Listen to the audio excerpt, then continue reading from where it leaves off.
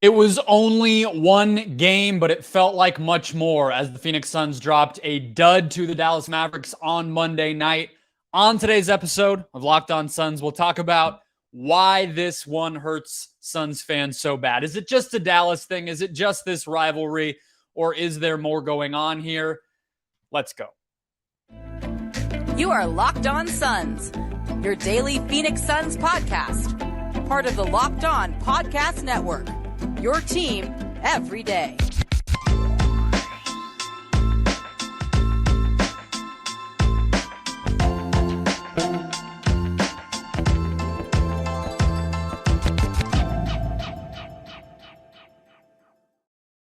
We are back. This is Locked On Phoenix Suns. We are part of the Locked On Podcast Network, and I'm your host, Brendon Kleen, a credentialed media member covering the Suns for the past 6 seasons, and a writer at Suns.com and Dime Magazine. Thank you all for making Locked On Suns your first listen here on this Wednesday, a massive game day in Phoenix against the Boston Celtics, coming off of a rough game day in Dallas after a bad loss. We'll talk about that in just a second. If you're finding us for the first time, whether that's Apple, Spotify, YouTube, we are everywhere. We are free everywhere.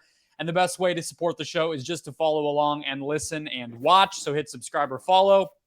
If you're on YouTube, hit the bell down below, get a notification when the show goes live, and drop a comment with why you think the panic button was hit so strongly on Monday night.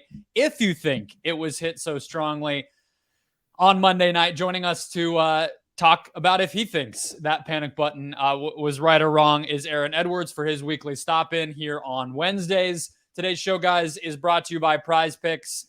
First-time users can receive a 100% instant deposit match up to $100 with the promo code Locked On. That's prizepicks.com, promo code Locked On. More from them later on in the show. Aaron, I tried to be fair about this, and I want to just preface this by saying I think that there's two things that made last night unique. I broke the game down, and I actually think the Suns lost it in the last 6 minutes of the first quarter. Almost every other stretch of the game was pretty even against Dallas. If you really look at it, they didn't get punked in any of the statistical categories. It really wasn't that ugly outside of that 22-4 run that Dallas had. So I'm not overreacting to the game, but I think the fact that it's the Mavs probably plays a pretty strong part in this, in the level of freakout that happened. And the fact that I probably spend more time on Twitter than other places. And I think Twitter tends to be pretty equated with freakouts in general about all of the things that happen in the world. So I'll just get that out of the way. But I did check the bright side of the Sun comment section. I checked the Sun's Reddit. I tried to be a little bit more equal about this so it wasn't just Twitter. And people did freak out. So where are you? Please tell me if you think there was real panic and why. I'm of the mind that two things can be true at once. So, yes, we spent the last couple of weeks been excited that we were pretty much down 3 starters and we were first in the West, which is good. We can be happy about that. But at the same time, Jason Kidd, as bad as the coach he is, I think I tweeted this yesterday, he's really good at exploiting what the Suns are bad at. And I feel like in 7 games, you can kind of just see the future of what that could be with any team. I think if anybody is smart enough to exploit what the Suns do bad right now, it would happen in the playoffs because you got to win 4. And in 4 games, you're everything you're bad at is going to get tested. So I think that's what fans were mostly freaking out about. We know this is a playoff team. We are way past that now. We're way past getting to the playoffs, and we see what this team is, and we see what the future is. And I think that's where the panic was. It was this team has to win 4 games, and Jason Kidd knows what we're bad at. Blitz book, double them, and see if Ayton can put some points up, and see if Cam Payne can put some points up, and see if Miguel is going to shoot the ball. I think that's easily exploited for 7 games, and I think that's where the fans' panic was. That's a 7-game series, and blitzing book for 5, 6, 7 games, and hoping that somebody else beats you or even wants to shoot the ball. Our bench came in and Shamet just dribbles the air out of the ball and then gives it back to Book with 3 seconds left, and he has nothing to do. So I think that's probably what the issue was. It was the fans just saw a 7-game series and they saw how beatable that this team is. I actually think that is pretty clarifying. That does feel right to me. I think it was a reminder. It put people back in the headspace of when the chess pieces are really getting moved, this team has limitations. I think this was a game that was a lot about like help defense. You were just hitting on some of it when it came to the Suns offense. I know one of the things that I think is legitimate that I saw people freaking out about was on the other side of the ball, that it doesn't feel like Phoenix. I don't know what is in those guys' heads on defense. They are so together and so cohesive as a unit almost all the time. They can switch in and out of different schemes like it's nothing. Then when they face this Serbian Croatian dude, they lose, or Serbian Slovenian dude, I mean, they lose their mind. They don't know what they're doing, and they're helping in weird ways. I had a screenshot. Twitter started freaking out, and I didn't end up tweeting it last night when I was watching back through some of the highlights, getting ready to record the podcast, where Ish Wainwright, like halfway, started to double, and he left a guy that was one pass away from Luka to try to help on the corner that was like a cross-court pass, and left him Hardaway open at the top of the key. There were all these things that people were pointing out of like, why are the Suns helping in these ways? What is going on here? I think that's all fair. I think two things somebody was pointing out. I've done articles for the Suns website, and I went ahead and muted them. That is not ever going to affect anything. Just listen to any podcast I did about the Suns' former managing partner, and you can rest assured, I did not hold back, and I don't hold back. But I think it's fair to say Booker looked tired as hell. Like he did not look like he had the energy to handle the blitzing. Maybe you think that's just always going to be the case. I don't. I think he's been handling it pretty well for a lot of the season, and facing Dallas after third game in 4 nights, I think that's a reasonable thing to give him a little bit of slack on. I also think the obvious is they didn't have their players. They're still missing Chris Paul, Cam Johnson, Jay Crowder, Torrey Craig, etc. Dwayne Washington, I even think, could have been helpful last night, and he didn't play. So I don't get why people are so willing to, because like you said, we knew the limitations, but we also know the realities of this team, and the fact that a lot of those limitations, even if it's frustrating, they don't need to be figured out by December 6th. They need to be figured out by game 1 of the first round of the playoffs, or they need to be figured out by the deadline to sign buyout players, basically, right? Like, yeah. It's not something that needs to happen in December. And that was like, guess the most frustrating thing is Suns fans who just threw all reason out the window. And it's like, once again, we've talked about this so much when you come on, like, do we not remember what this was 3 years ago? Like, these are fine problems to have, and people just want to panic and argue because one bad game happens. It's just weird behavior. I don't know. Yeah. I think more of the stress or the pressure is about James Jones. I think that's where whenever we look like this or get exposed like this, especially with the limitations that we all know that we have, it all just points back to James Jones. And I think that's where the frustration comes from. Like, it's not a Monty thing. Like, he can't make dudes that aren't scorers score. Like, that's not on him. He can do as best he can, but he can't ask Book to drop 30 to try to keep us in a game like this off of back-to-back. And like, it's just out of his limitations, even down 3 starters, like, those buckets aren't going to come from Torrey Craig. They're not going to come from Chris Paul. Like, they're not going to come from these dudes that are missing. Like, so I think that's what, like, more of the frustration and the panic was. It's mostly about James Jones. And like, yeah, I get it. Like, we are down a couple people, and yeah, like, we lost to a potential playoff team.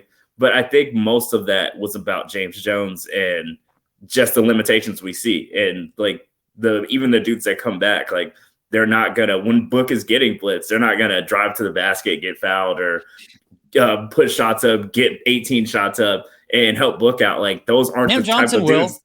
I mean, Cam Johnson, like the version we saw of Cam Johnson, I'm not saying he's a guy who's going to drive to the basket and get fouled, but he's a guy who, when the ball pings his way, he's going to take a contested 3. And I feel a lot better about him being the one to let that fly than I did when it's Landry Shamet or Josh Okogie or Ish Wainwright. Yeah. You know what I mean? Like, I do think he would have made a difference in that game.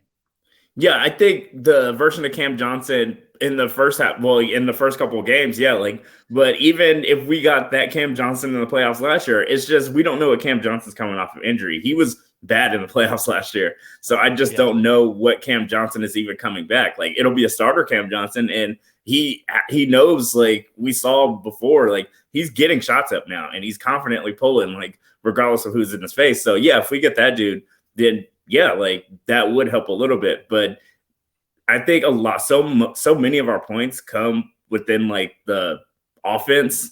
So it's not like we don't have a roll the ball out and please get us a shot kind of dude other than Book.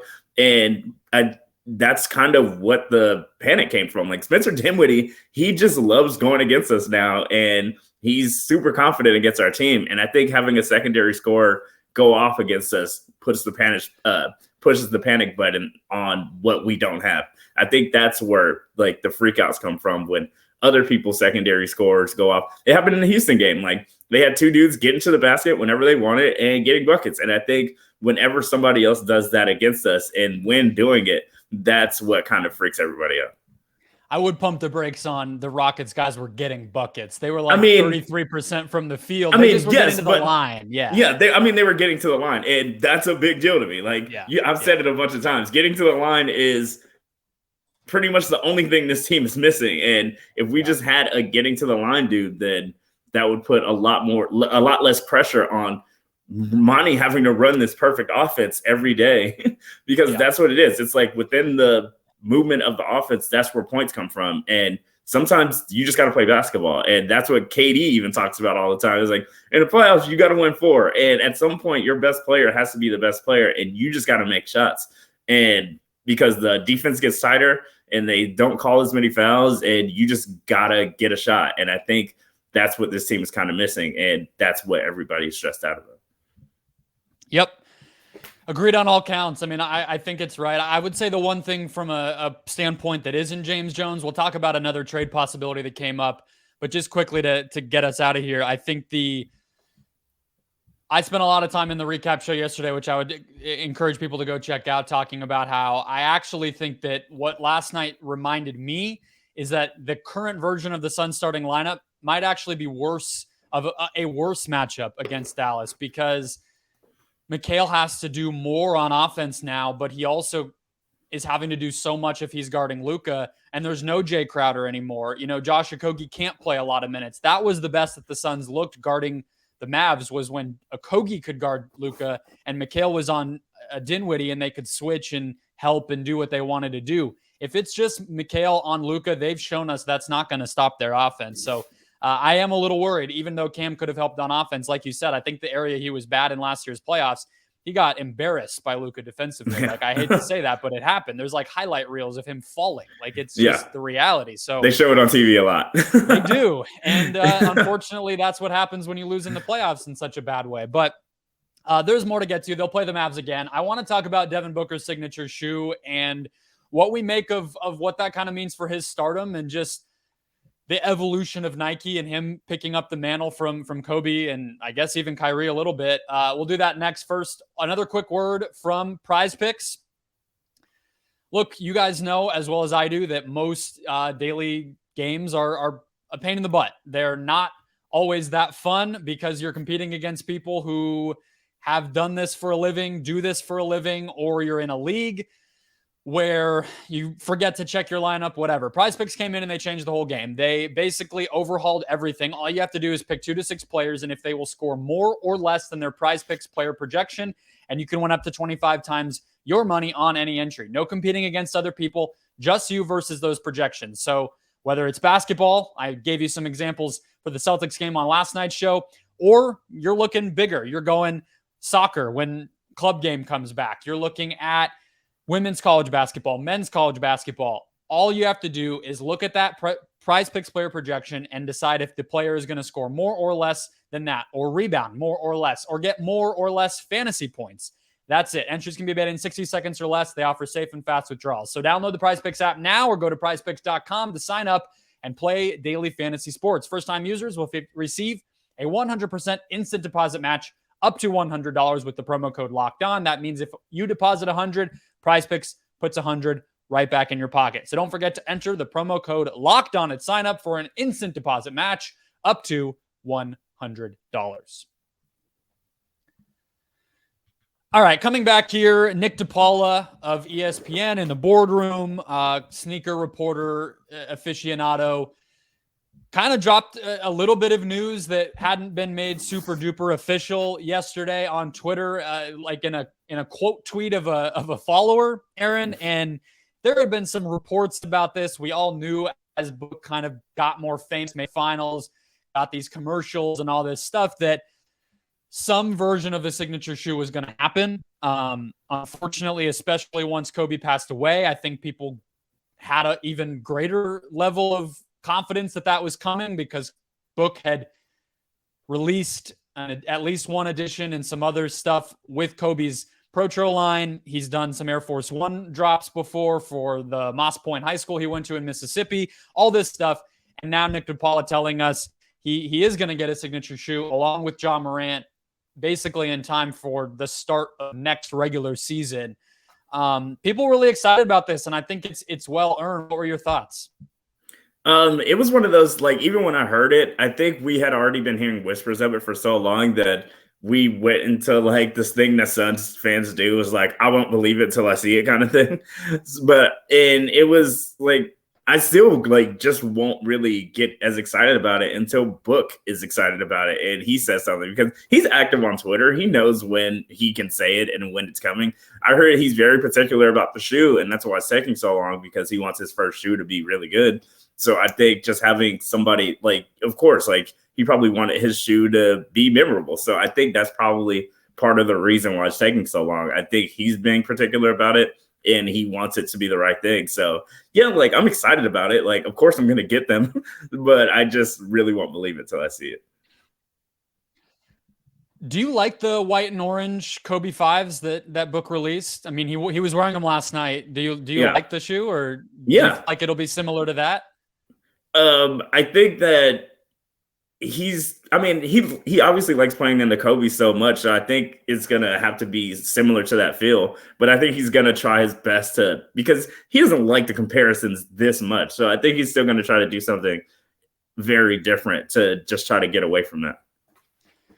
I really liked the Air Force One that he released, the Moss Points.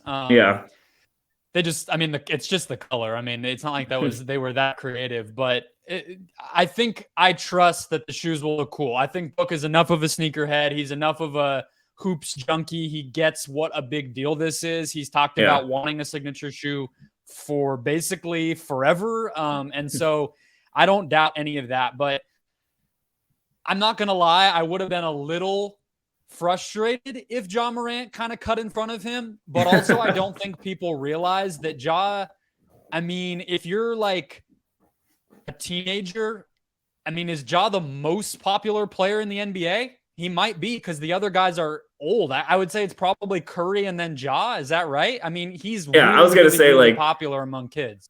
I was going to say Curry's still probably like the most famous dude in the league. I mean, like, yes, Ja is like a high flyer, but people just love the long ball now. Like, it's taken over. So I think as long as Curry is Curry, like, he's probably going to be the most famous dude in the league, because he makes people that aren't athletic, like, he changes what basketball is for them. And he makes people think that if they can become a great shooter, they can go into the NBA. So I think Steph Curry is considered more of like an everyman. But yeah, I think Ja is super famous amongst the kids right now.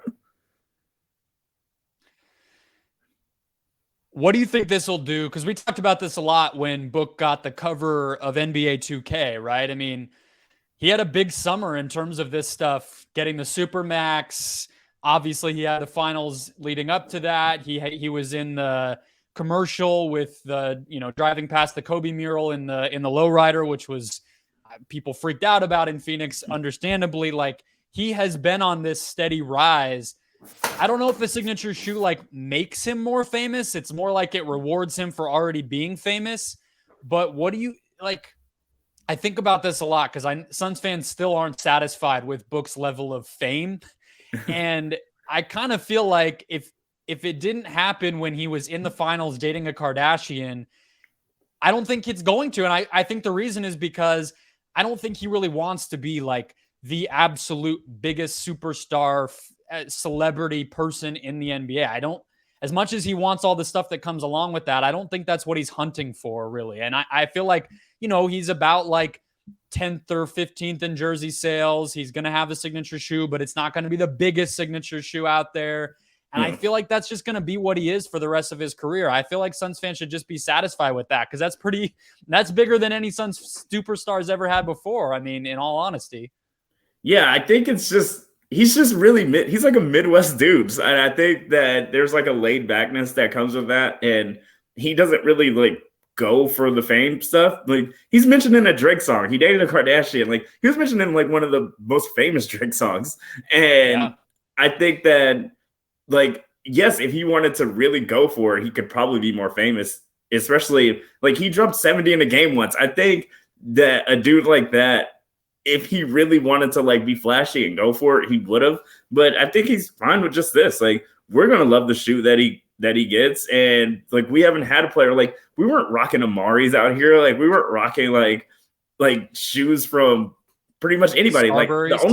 Like the only Suns player whose shoes I wear are Barkley still. Like, that was the last time. The Air Max Barkleys was the last time we had a dude that was our guy and he had his own shoes. So I think that's more of like the importance to it. Like, we're going to have our guy and we're going to have a shoe to wear to like commemorate him. And I think he's happy with that. I mean, I think if we don't know it already, I mean, like, he stayed here. That's pretty much the ultimate thing. On the one side of obviously caring about, having it be a priority to him that Suns fans first and foremost are there for him. But also, if he cared about fame and celebrity and all that stuff, I think he would have left. That's the biggest indication of everything. And the success makes it where I don't see why he would want to leave at this point, but he had every opportunity to work his way out and he didn't. So yeah, it'll be cool. I kind of agree with you. We'll believe it sort of when we see it. And obviously once we get some leaks of actually what the shoe is going to look like and, what different types of stuff he has envisioned for the rollout, then we'll talk about it more. But it's still a big milestone, especially for someone like him that obviously cares a ton about it. And, DeRozan signed a deal, I think, where he's kind of like the face of the Kobe brand for right now. DeRozan's an older guy. I wouldn't be surprised if they do re-releases of the Protros or different, Kobe stuff with Book and do commercials that call on that stuff, maybe get Kanye out of there. But other than that, we'll see. And it'll be cool. It'll be cool for him. So let's get to some news. The Wizards and the Hawks both keep coming up in trade rumors. We've talked about the Hawks side of this a few times, but the Wizards side, not as much. I didn't necessarily take it super seriously, but Kuzma, Avdia, these guys keep kind of getting their way into the rumors when it comes to a Jay Crowder trade. So let's hit on whether that makes sense or not. I kind of like it. Right after a quick break. First, today's show also brought to you by BetOnline, your number one source for sports betting info, stats, news, analysis, and more all year long, whether you are a hoops junkie or you like a deep cut amateur league. They have it all. Football, basketball, soccer, and esports. They are all at betonline.net. If you love sports podcasts, you can find those at BetOnline as well. We've talked about Booker MVP odds, Suns championship odds. Those are both lagging. They're behind the Clippers in some of those. They're behind the guys like Luka and Curry, where Booker is ahead of them in the wins category. Get your Suns fix, get much more, all at BetOnline. Head to the website today. That's betonline.net, or use your mobile device to learn more. BetOnline, where the game starts. Okay, Aaron. So Shams Charania did a quick little feature on Kyle Kuzma here on Tuesday that got people talking about Kuzma again. It's always weird to me, honestly. I want to just start with this, where a guy does a Q&A with a player and then they throw in some sourcing about where they might get traded. It's like, did you tell me you were going to do that? Because it's a little bit of a weird way to be like, Kuzma opens up about his breakout season, blah, blah, blah. And then it's like, sources tell The Athletic that the Phoenix Suns want to take him from the place he's had success. It's a little weird, but what did you make of Kuzma coming back up? Do you think that they actually would move him? Because that's the other part of this I'm not sure of. He's playing great. Yeah. Depending on if they think that Crowder is what they need. But we've always said that it's going to be a 3-team deal. So I think that the team that wants Crowder isn't going to be the team that we get somebody from. So if they're willing to do it. Like, I really don't think they'll do it right now, but all these teams that we thought would be terrible, like, and we're going to be able to fleece in a trade because they were tanking, like they aren't tanking right now. So I think that's part of why James Jones said in the interview a while ago that he hasn't seen anything that he's liked, because the plan probably had to change once these teams that were supposed to be bad weren't as bad as they were supposed to be. I agree. Kuzma probably, he might not come here, but he might. I mean, I don't know. I think the 3-team trade that people started to pick up on when this came out, because it also included the idea that Washington has been interested in John Collins. So we're starting to see these 3 teams that have all been connected in different ways. Maybe that's what we're headed toward, is that the 3-teamer includes them.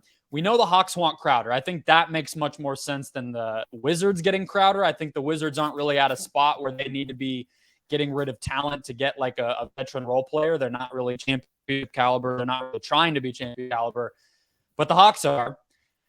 So maybe it's, Collins to Washington, Bogdanovich somewhere, and then I guess you would say Kuzma and Crowder to the Hawks, or Kuzma to the Suns, Crowder to the Hawks. And I think that's kind of where we're headed. I could see the Wizards giving up Kuzma if it meant getting Collins, but I guess then I wonder, well, then what are the Hawks? Why would the Hawks do that deal? Like, it doesn't quite feel fleshed out to me. But I guess where I would come down is, I feel like if the Suns have a chance to get one of Kuzma or Bogdanovich, and the Hawks and Wizards both have quite a few young players that I'm interested in, I guess it's moving in a good direction. I like that more than like Eric Gordon, frankly. Yeah. Like, I like Bogdanovich and Kuzma better than Gordon. I like PJ Martin from the Rockets. That would have been nice, but this seems like a good option either way, I feel like. Yeah, I think Kuzma would fix a hole that we definitely have. He's a capable rebounder, and he can get shots up, and he can kind of lead the second unit. That way Mikal doesn't, or Book doesn't, like they have to right now. So yeah, and he can handle the ball. So I think that all those like really cover a really big hole that we have, and it also just covers a roster spot that's open because our starter is sitting at home. So I think all of those 3 things like being fixed would just be a pretty big deal. And I would like Kuzma on the team a lot, though. And it seems like he wants to be a Sun. I don't think people realize much does. It does seem like he wants to be a Sun. He tweets about the team a lot. He's worn jerseys. It's a little weird, honestly, to see a player do. I want to list this off. His throw rate this year is 21.4%, which is not elite by any means, but that would be a better rate than Mikal Bridges, Cam Payne, Cam Johnson, Damian Lee, a lot of guys on this team. It's not exactly what the Suns need, but I don't think people have realized while he's been in Washington just how big of a jump Kuzma has made. That team is winning. They're about 500. And he's a huge part of just handling the ball, being a creator for the offense. He's shooting 57% from 2-point range. You mentioned the rebounding. I just mentioned the free throws. He's at 4 assists a game. Like, he would be a legitimate threat that would at least be on par with like Cam Johnson and Mikal Bridges, I think. Yeah, and he could and he's a decent defender. Like, I think that's like, we need dudes that are willing to score, and I think it would take a lot of pressure off of all the minutes that we've been having to give Torrey Craig, even when Cam Johnson comes back. Like, I think that just having Kuzma would make our 8th and 9th men our 8th and 9th men again. Like, I think that we're putting some dudes on the floor right now that probably wouldn't play that much right now. So I think that it would just mostly flesh out our roster, and we wouldn't have to put 8th, 9th, 10th men on the floor playing 12 minutes a game. Like, I think that would just probably flesh that out more. He's not like a full fit for completely fixing the shot creation problems, and he's not a full complete fit for fixing the defensive problems, but I feel like he's a good middle ground where we were just talking about Luka. Like, you could see Kuzma checking Luka a few possessions. You could also see Kuzma being out there with a bench unit and getting some offense going. And so it doesn't fully plug either of those holes, but it like halfway or 75% of the way plugs both holes. Yeah. That's why I'm kind of coming around to him a little bit more than like Gordon or Bogdanovich, those guys who are basically just going to do something for you offensively, and you still have some of those problems with your defensive versatility and all that. Yeah, I think Kuzma is more of a playoff fix than like a full season fix. Like, I think that, yeah, we need more scoring off the bench, but I think when possessions get shorter and less, like, I think a guy like Kuzma is more of like a playoff fix for a really good team. And he's been starting in Washington, but he's already gotten used to being a bench rotation player for a great team. He won a championship as a role player, so yeah. I think he would be okay. He already got paid. He has proven what he is in the league. He knows wherever he goes, if he were to get traded, he's going to have the respect that they want him. He's not getting dumped somewhere. So whether that's anywhere else, I don't feel like it would be a pride hit for him. Obviously, I don't know him, but that would be my assumption. I just feel like he would be solid. But like you said, we don't know. Even if it was Washington involved, we don't necessarily know if Kuzma would actually have a chance of coming back to Phoenix in a deal like that. Who knows? If I was Washington, I would not be in a hurry to get rid of Kyle Kuzma. But who knows? His name keeps being out there. All right, that'll wrap us up for today. Game night tonight against the Celtics. I'll have a recap show for you right after the final buzzer. And we'll finish up the week with more Suns talk. So do not miss a show. Hit subscribe or follow wherever you're finding us. And in the meantime, listen to Locked On Sports Today. Make that your second listen here on this Wednesday. Catch up on everything going on around the whole world of sports. And I will talk to you all tomorrow.